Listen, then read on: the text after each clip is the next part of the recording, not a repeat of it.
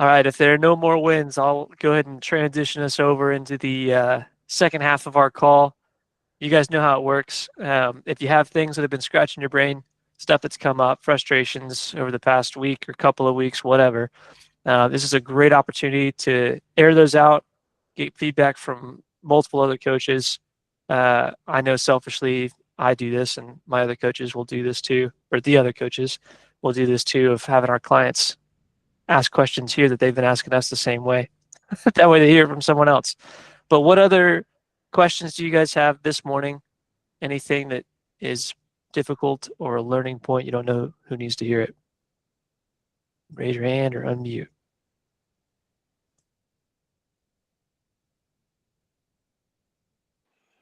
I had just kind of a general question. Yeah, go As ahead. I've kind of gone through the profit and loss,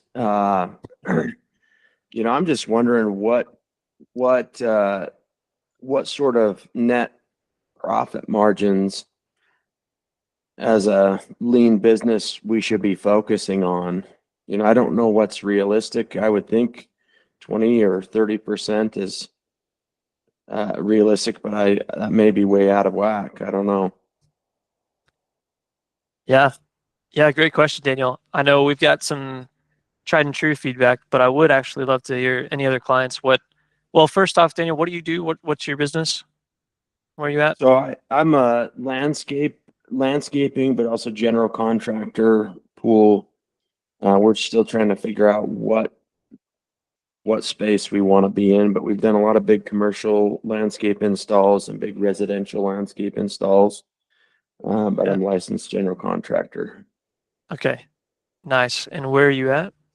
in Utah, Okay, nice. Provo area. Yeah. Yeah, yeah. So looking at your P&L, what did you do last year, if you're comfortable sharing, just roughly percentage-wise? Well, so last year was a little bit of a transition into figuring out how to get good guys and train those guys. Most of them were brand new, aside from one. So, and we basically transitioned from one client doing all commercial work to, February was the only month we had commercial work last year. So I had to figure out how to go, start a business essentially from scratch in the residential space. So we did a bunch of work at my house too. So after I put those things into account, I was about 18% net profit. Okay.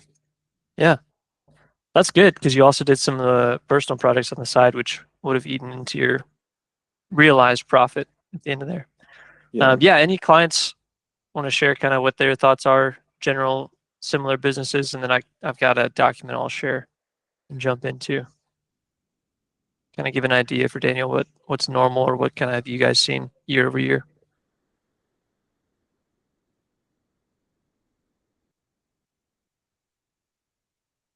Okay, I'll go first. So yeah, I think that's a good healthy profit margin, Daniel. It's pretty common. I would say that 20% number that the average layperson knows is pretty commonly what people expect and what customers expect to hear. So that tends to put a little bit of an upper limit or barrier on what you can charge sometimes. The goal is to maximize your profit, right? And that can change depending on kind of the style of your business and what is more profitable or less profitable and how you price it. But for us at Urban Growth, what we normally will say is, yeah, 10% is good. We want to be at least around 15%, or sorry, 20% is good.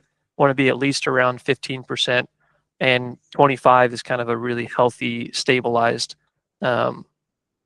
improving sort of profit that you can come to at the bottom line.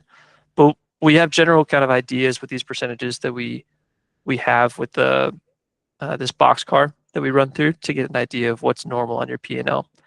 And that's what I'm kind of going based off of. So I'm going to put this in the chat, and you guys are welcome to poke around that as you see fit. Just want to clarify when Bryce says like 10-20% profit.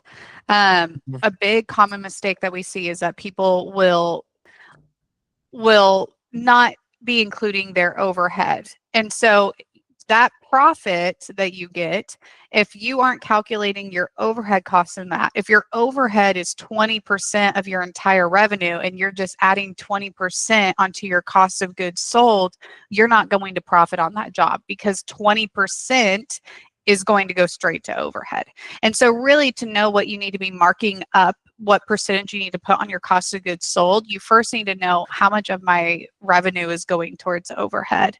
And realistically, what can I add on top of that overhead percentage that could actually be profit? And so just want to throw that caveat there, because if you're only adding 10% onto your cost of goods sold, you are probably not profiting. I'd be surprised if you were. Yeah, definitely not. Yeah, because typically you'll see in that document as well, your expenses, which is the closest thing on your P&L that represents your overhead, that is typically somewhere between 10 and 20% by itself, not your profit. A lot of people also don't include their pay whenever they're considering profit. And we want to build you to a point where you have that, 15 to 25% net profit at the end of the day after paying yourself as well. But Nicole's absolutely right. So knowing the difference between gross profit and net profit is what she's kind of getting at there.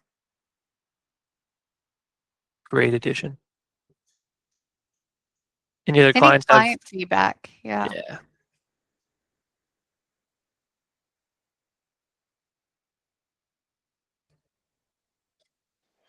Well, I didn't factor in what I paid myself, and the profit and loss You mean, doesn't. Daniel, you didn't factor what you paid yourself into that profit percentage?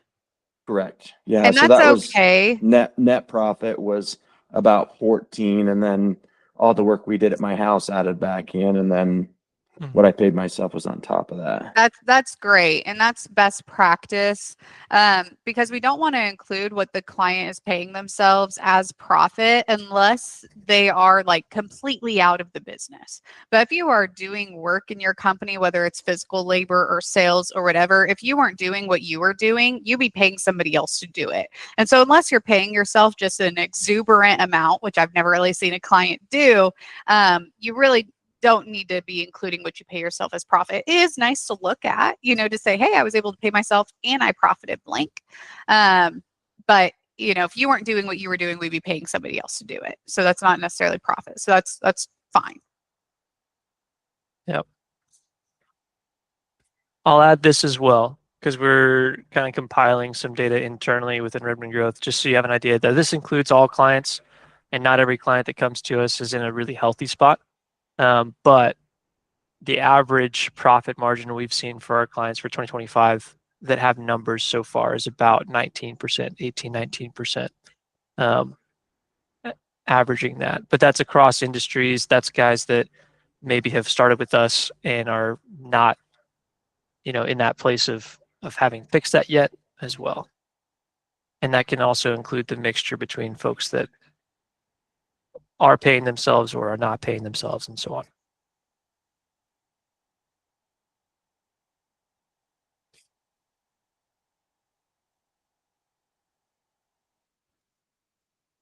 What other questions, feedback do we have going on today? Can be relevant to numbers, could be hiring, could be lead generation, softwares.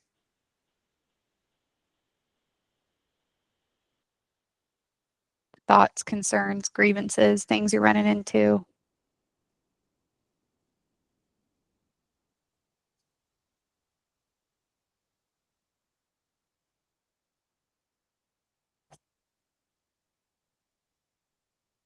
Throw it in the chat, raise a hand, unmute.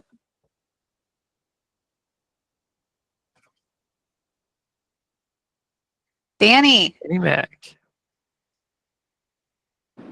There you are. Hey guys, I figured if no one's gonna ask a question, I got a lot of questions, but we love it. I'd love to talk about Nicole. We went over this, but Yeah. we're new to the cost plus system, and we're really trying to implement it. So I'd love to hear from other people in here that are using that same system as well, and what kind of questions do you usually get from clients? I envision, one common thing they're going to say, well, what if the project goes longer than the timeline? You know, I'm going to be paying for that when your estimate says X, you know. So what other kind of questions are clients going to come up with most commonly, and then how do you guys address those questions? Man, that is a great one. Definitely best coming from some guys in the field. I know we know some things as coaches, but I would love to hear some clients chime in here for Danny. Anyone got some feedback for him? Typical questions you run into and how to address them. Do you have any in particular, Danny, that either stumped you or were frustrating recently? As like an example. Presented it a cost plus model to a client yet, because we're still working on a couple of the jobs going. We have new clients that we're signing up, but make sure we know how to respond to certain scenarios and questions when they come up. Yeah. Yeah. Hey. So Can you hear me? breaking up. But Yes. I think what we're getting at is a lot of the clients we've worked with in the past, you know, when we start to go over the bid and everything like that, it's like the main thing, you know, because a lot of times we'll give them a bid and, you know, there will be a couple things up in the air. So again, we haven't presented a cost plus model bid to a client yet, but just from our previous experience, a lot of what we already get is like, hey, I just want, you know, a price, and stick to the price, you know. And then we're like, okay, well, it depends on your material selections, it depends on XYZ. And they're like, no, we just like, I would rather you just give me a price. Like, I don't want to, you know, have to deal with that. So I guess that's the big one, you know, we've seen without even presenting a cost plus model. So we know that there's going to be some translation when we do. Yeah. Always fun getting asked that. That's, I think, always going to be the first thing that somebody asks for anytime you're selling anything, and it's frustrating to navigate. I see a lot of hands going up. Victoria, I think you had yourself unmuted first, and so would love to give you the floor, and then we'll go to Josh and then Scott from there. Oh, thank you. I can't wait to hear what Josh has to say. That's my husband. Hi, everyone. Hopefully it So aligns there's two with of what us- you're about to there's say. two of us coming in here. Yes. So, hi everyone. I just wanted to say hello. I'm always muted, and my camera is always off, but not because I'm antisocial, because I'm always getting my 2-year-old and dropping her off, like literally in the drop-off line right now. So I just always listen, but We have appreciate you never. being here. Yes, I've never had the opportunity to jump in, but this is just one that I have to jump. Yeah. And it's not even any good input. I'm just going to share my portion of the question. We've had several opportunities to present a cost plus, and honestly, the biggest thing that we run into, and it is, I have yet to find a way to cross this in a way that like in a positive way that a client has like accepted and been like, okay. I literally, when I send out our estimates, we say it when we meet with them. And then when we send out our estimates on every line item, like for materials, I preface it with, this is just an estimated amount, you know, for budgeting purposes. This depends on selections, yeah. I do the same thing with the labor hours. But no matter how we explain this and how many times we present it, for some reason, people will just not accept or understand the fact that this is an estimated amount of hours for labor. Every time when we are like, you know, we tell them like, okay, we're getting close to this amount, you know, looks like we're going to have to go a little bit over because this, and that. They just do not, like, I don't know if there's just like a blockage there. Like, I don't understand how to break that down, but they just won't accept the fact that that's an estimated amount. They're like, well, you know, why are we going over? And it's like, you know, it's such a hard hump Yeah, even though it's literally called an to get estimate. over. explain it. Literally called an estimate, and we explain it over and over. This is just an estimated amount of hours, and I even put it in writing. I explain it. We don't know what we're going to walk into, and even with change orders and things like that, like even without change orders, we say, even if nothing changes, we have no sure way of guessing the exact amount of hours it'll take to do this job. So this is an estimated amount, but for some reason, people just don't accept that. They just don't want to. That's a super common objection. I wish he was on this call, Ty with Carefree Concierge, because I love what he said last week. He goes, when I'm presenting the estimate in person, which is my first plug, always present that estimate in person because those expectations and conversations are going to go a lot easier, be a lot more remembered. If we're trying to communicate it over email or either over the phone, it's not going to go as well as doing it in person. But Ty, he mentioned last week, he was like, I literally touched the wall and I go, do you know what's behind this drywall? Neither do I. So that's why this is an estimate, because I'm not going to know until I get in there on what's happening. And that's going to change the price and timeline.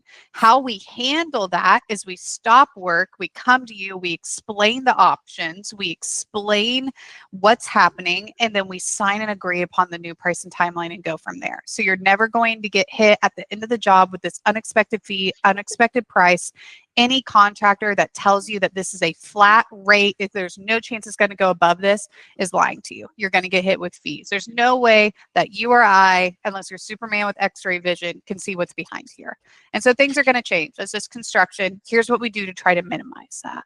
And so you're always going to have those people, Victoria. One thing that we say is sales is about sorting.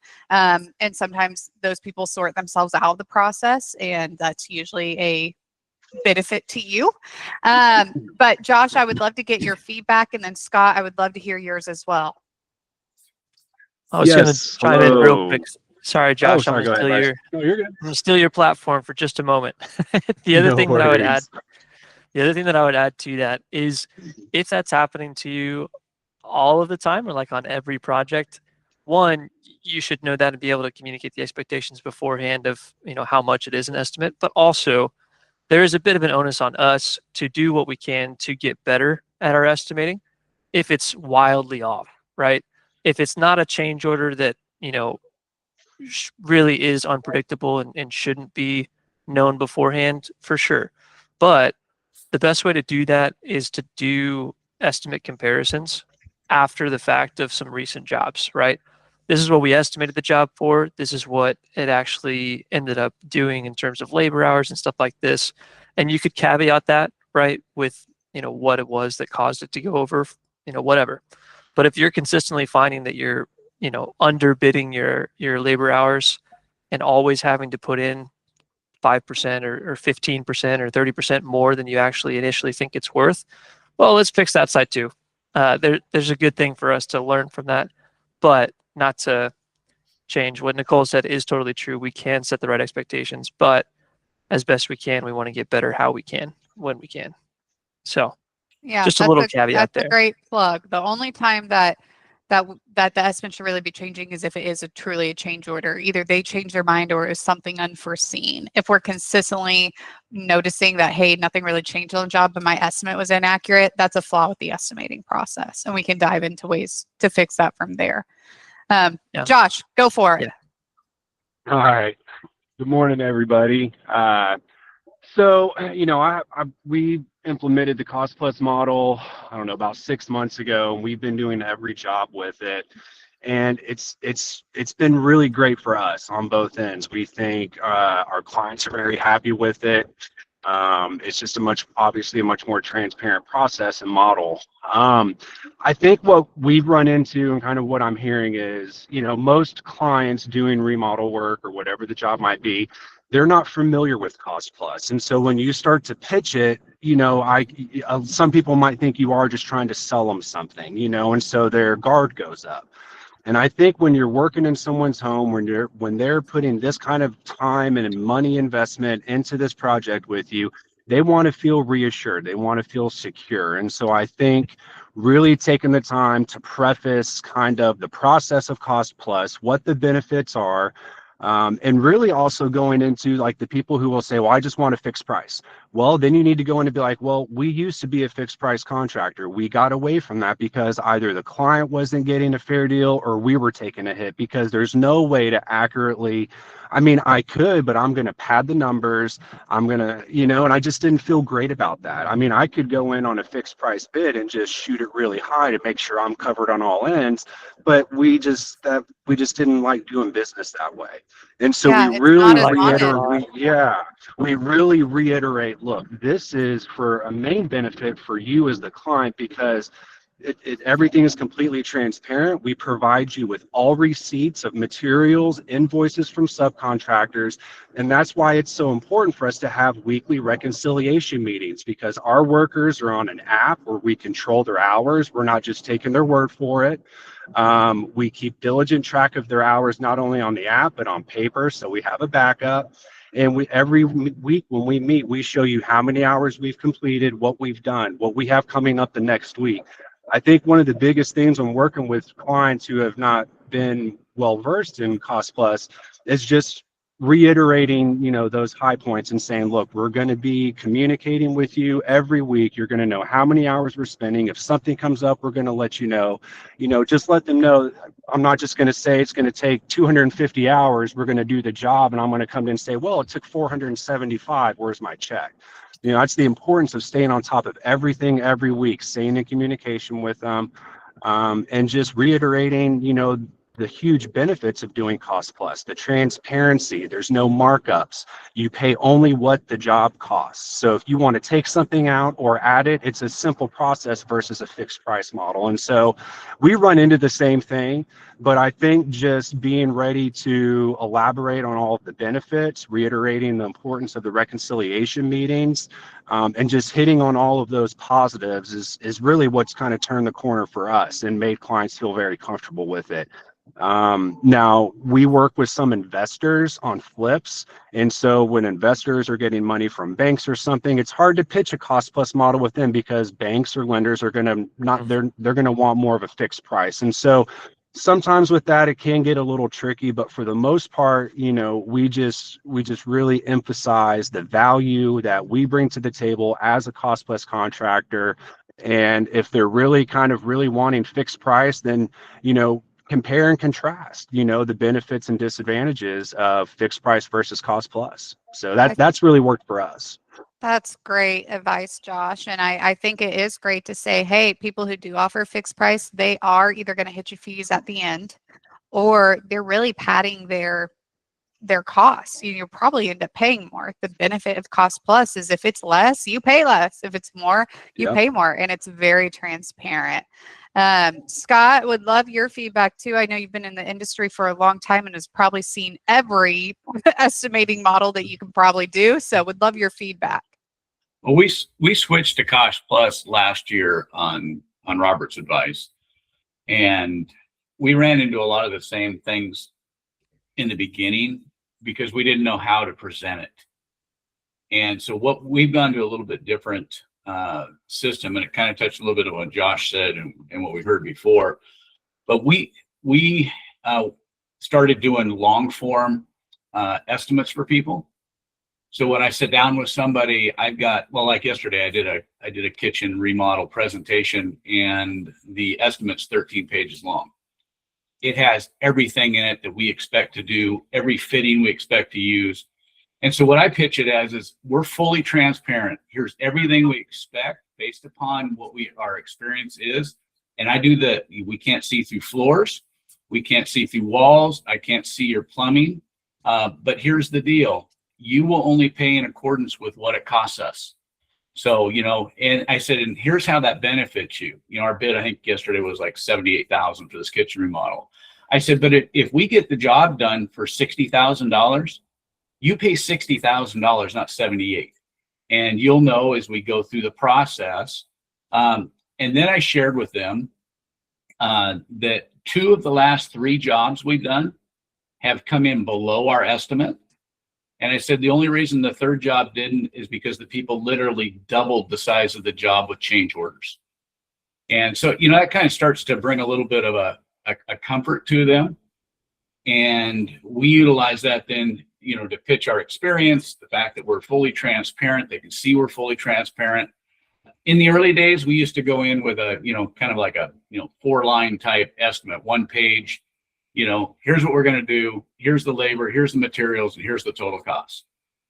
And trust us, we're transparent, but we didn't show transparency. So we're using JobTread now. We were using MethBin before, but both of them allowed us to print out basically the entire thing. And now that we built templates, it makes it a whole lot quicker to produce those things. And so we use a combination of those, and we're not getting the pushback anymore on the, I want an absolute bid quote on this, and I don't want it to cost any more, because, we show transparency, we share the experiences other customers have had, and we go into the, the fact that we can't. And I created an estimate form. It's a cover page. It literally has Webster's definition of an estimate is the first paragraph. Then it talks about what a blind estimate is, which means that I just walked into your kitchen, you said how much to remodel it, so I'm throwing you a number. I don't know because I haven't added anything. Then we do a rough estimate, which is what I present to people. And then if the price point is good for them, then I tell them we'll create a final estimate, because that's going to take considerable time. I got to get in with the cabinet designer, whatever, architect, whatever it is. And then at the bottom, it basically says, we can't see through floors, we can't see through walls, we don't know the condition of your plumbing because we haven't disassembled it, any of that kind of stuff. And we make them sign that as part of our contract, that they understand exactly what an estimate is and how it works. And we're getting less pushback and less resistance now, at least in the presentation of the estimate. Great. Yeah. Great advice. Josh, I know you came back around. Do you have more you wanted to add? Yes, just one thing I forgot to add, and Scott kind of touched on it. It's just one thing I heard earlier to stress the importance of presenting those estimates in person. Going back to what I was saying, most of these customers aren't versed in cost plus. So even if you explain it in detail in your first meet with them, if you just go back and write up an estimate and send it to them, you're leaving it up to them to kind of decipher and figure out and interpret if it's a good fit for them. When you're able to present it in person, you're able to read body language. They're able to ask questions. You're able to explain everything line by line and really figure out where any confusion or concerns are, and you can address it right then in person before they have time to make their own conclusion or decision, or just say, wow, this doesn't make sense, or this isn't going to work, or I don't understand this, and just kind of push you off and go another route. And so the importance of presenting them in person is crucial. And that really allows you the room, for any rebuttals and to really close the deal in person. So that's it. Yes. Preach. Great. Also, I have like a 2-second add-on. I learned this in real estate, people only retain about 10 to 30% of the information that you talk to them about in your first meeting. Yeah. So you're gonna have to repeat yourself and know that, A lot. Yeah. Yep. Which is why I reiterate it in like 4 different places on our estimate. That's the way to do it. Yep. People need 1,000 nudges. Yep. Yep. And if you ever just hand somebody or email something to somebody, I promise you they're not going to read it in detail. Go get in, okay? So, Danny, any, got a lot of feedback here. Any additional questions? Danny, Drew?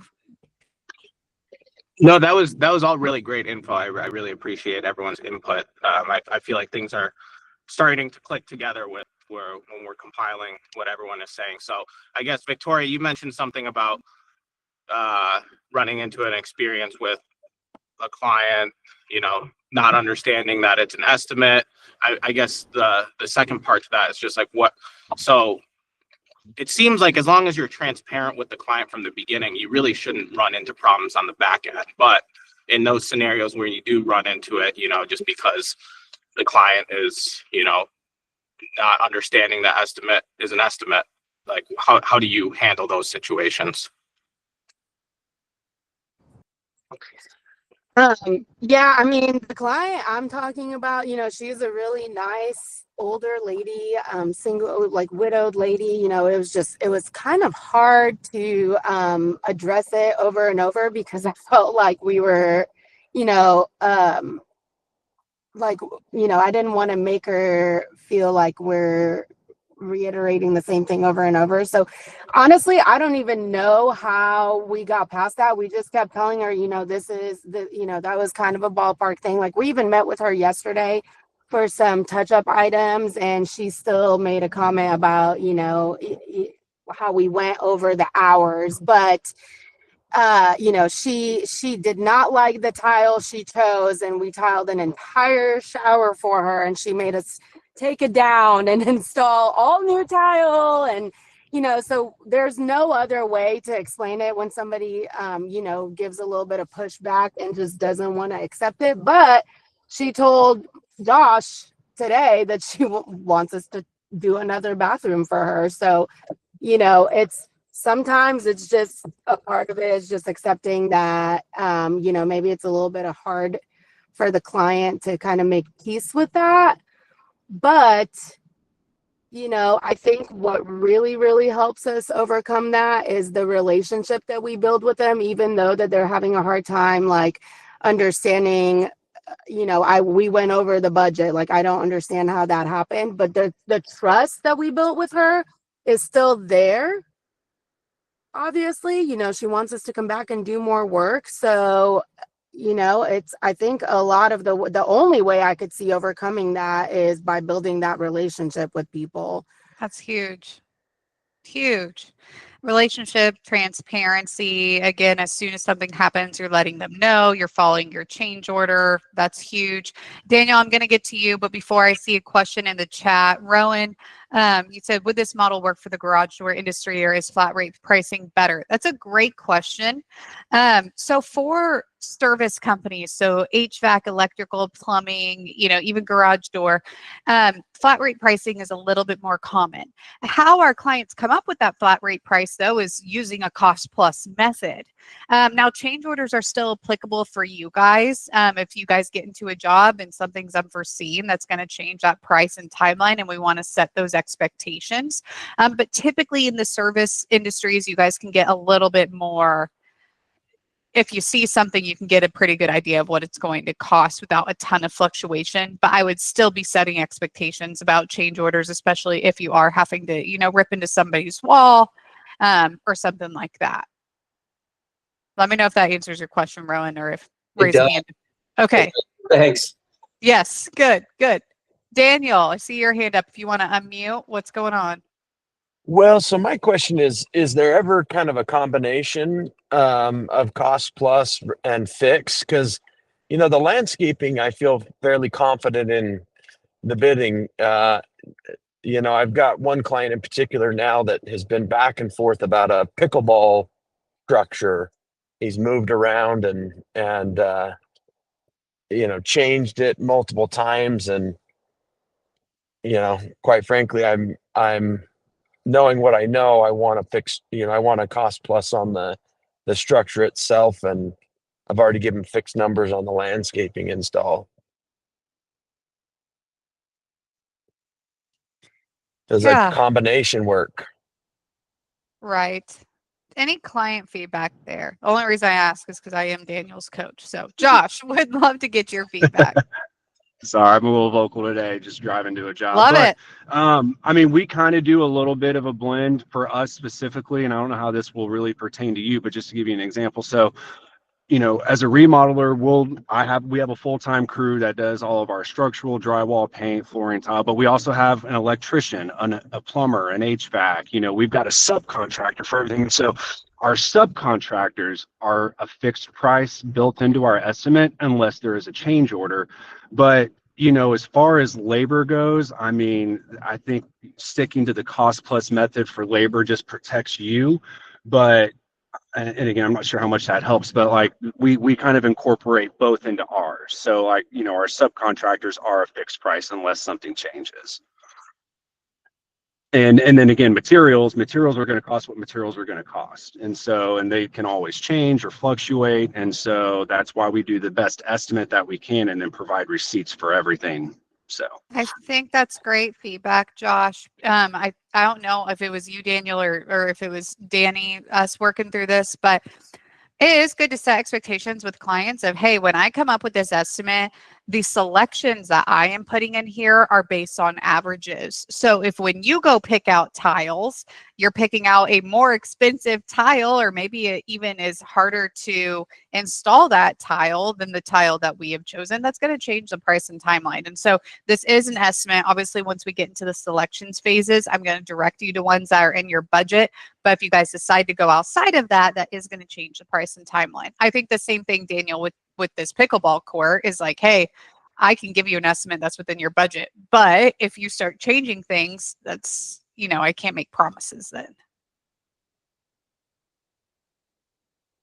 And at some point with this guy, Daniel, we need to let him know that he needs to get in or get out if you're constantly redoing that rendering. That was my next question is, as I actually told him, I said, I discussed the fact that it's a moving mark, and that the next move forward for solid numbers on this thing, for me spending another 10, 12 hours on it, is I expect a PSA, service agreement and $1,000 deposit. And, are you guys charging for these large general contracting estimates that take days on end to put together? Well, ours don't take days generally anymore. Well, it is now because I'm converting from Methvin to JobTread. So it's rebuilding all my templates. Once the templates are done inside JobTread, just like it was when the other software I was using, the estimates become much quicker. I was spending sometimes weeks before we implemented Methvin. And now, so now that I got templates, I can go in and do a kitchen, in, a couple hours generally to get a rough estimate. But once they want a final estimate, once they go, oh, so like last night's presentation, I presented it, hey, it's going to be between $75,000 and $80,000 to do this kitchen. The estimate I handed them said $78,000 on it. And I said, but if you want to move forward and get a much more accurate, I need a $2,500 cabinet design deposit. And I said, and I'll get you with my cabinet designer. And so once they have a design, they're either going to make the decision to work with us, because now they're going to have an actual price of the cabinets, or they want to just take that design and go somewhere else. If they want to work with us, now I'm getting another deposit for the job. And I'm going to give them a final estimate based upon the labor on what they selected. So we kind of do it in phases. But I'm not doing 2 weeks worth of work anymore for free to find out that it's way over their budget and they don't want to do the job. So we've quit doing that. Thank you, Nicole, for that help too, because yes. Yes, don't want to be wasting time. And there are, I forget who I was talking to yesterday, where like there are different stages in your business. If you get to a point where you have more leads than you know what to do with, and you've got a lot of work on your hands, you might go through a season where you do charge for estimates, where you say, hey, we can absolutely come out, give you a detailed and accurate estimate. That's an $80 fee. Now that fee is waived if you do decide to move forward with us. I know $80 doesn't necessarily cover your time, but it does cause them to have a little bit of skin in the game. So you're just kind of weeding out some of those tire kickers. And this is different. If you are a service company, you should be charging a trip fee every single time. This is not applicable to you. I don't care how busy or slow you are. You should be charging that. But if you are a remodeler or have a longer sales process, there might be a season where you are charging for estimates, and there might be a season where you're not. That's fine. Doesn't have to be set in stone. Like that can change depending on what season you're in.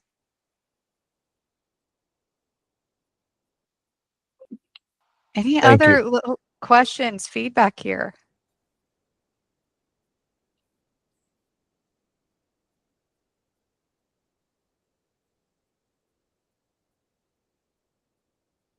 Okay. Appreciate all of the feedback here. Great questions today.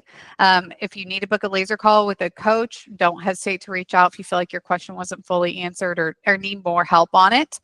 One announcement that I wanted to make sure to make, I know Robert mentioned it last week, is on the group call next Thursday. It's going to be happening same time, same place like normal. All of us will be there, but we will be having a guest speaker, Paul Sanneman. He specializes in hiring for contractors. I know that finding good employees is tough for you guys. And so wanted to bring a guest speaker on that can really, answer questions, give best practices. And, you guys will be able to ask questions and get direct feedback from him. So we will be having him. Would love for as many of you to be there as possible. Come with any questions that you've got. And we're going to try to start doing this monthly, where each month we either bring in a guest speaker or we have a group call that is on a specific topic, whether it's hiring or cost plus or tracking leads or whatever. Yeah, we might even have you guys vote on what you want the group topic to be that week or that month. So something that we're going to start doing just to try to add more value to these group coaching calls. But would love to have as many of you there next week for that guest speaker. Bryce, can you close out the group call here? Just have to be unmuted. All right, awesome. Yes, I can. Yeah, I would love to have you guys there. I think it's going to be really valuable as well. So we'll do it the same way we do every time. Everybody go ahead and unmute your bikes. We'll do growth on 3 and launch into the last bit of the week. So ready? 1, 2, 3, grow! Growth. Hi, guys. Have a good week. Have a Stay good one. safe. Stay warm.